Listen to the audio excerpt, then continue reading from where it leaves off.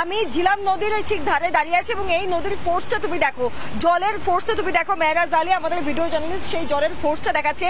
আমি জানিয়ে রাখি যে চেনাবের উপনদী মূলত এই ঝিলাম নদী, প্রায় 725 কিলোমিটার লম্বা এই নদী, পাকিস্তান অব্দি যাচ্ছে, একদম সাউথ কাশ্মীর থেকে মূলত শুরু হয়ে একদম উত্তর দিকে যাচ্ছে।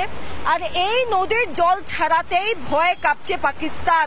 মিনাক্ষী, তুমি জানো যে সিন্ধু চুক্তি বাতিল হয়েছে, একদিকে খরা, কৃষিকাজ সম্ভব নয়, কার্যত ভাতে মারার কাজটা চলছে, আর অপরদিকে এই ঝিলামের গেট খুলে দেওয়া হয়েছে।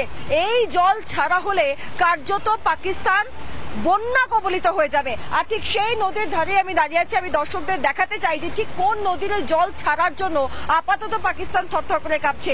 ঠিক সেই নদীর জলটা আমি এই মুহূর্তে দেখাচ্ছি, আমি দেখাবো দর্শকদের। আমরা মূলত উড়িতে আছি এবং উড়িতে যে নদীর জলপ্রবাহ আপনারা দেখতে পাচ্ছেন, এটাই ঝিলাম নদীর জলপ্রবাহ এবং এই জল ছাড়ার ফলেই আপাতত পাকিস্তান থরথর করে কাঁপছে।